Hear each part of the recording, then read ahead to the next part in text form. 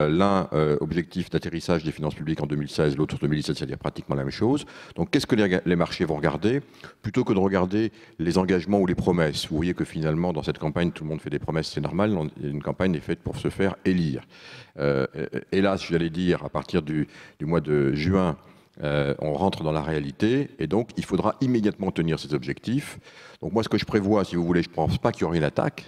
En revanche, ce que les marchés vont regarder, c'est cette trajectoire d'atterrissage, moins 4,5 2012, moins 3 2013, et quelles sont les mesures qui sont prises.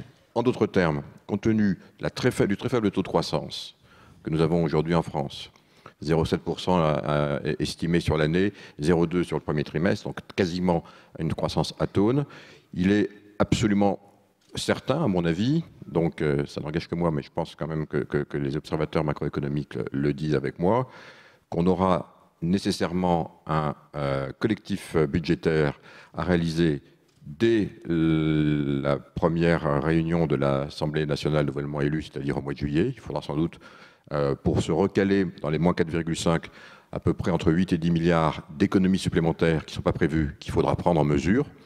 Et puis, après ça, la discussion budgétaire au mois d'octobre-novembre, où là, pour passer de moins 4,5 en 2012 à moins 3, c'est 30 milliards d'économies de plus. Alors, nos compatriotes ne sont pas prêts à ça.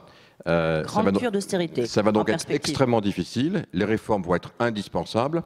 Et finalement, l'attaque, vous disiez, l'attaque, enfin, en fait, c'est les créanciers de la France. Les créanciers de la France continueront à prêter ces 220 milliards l'année prochaine, tout simplement, à un prix qui sera conforme à la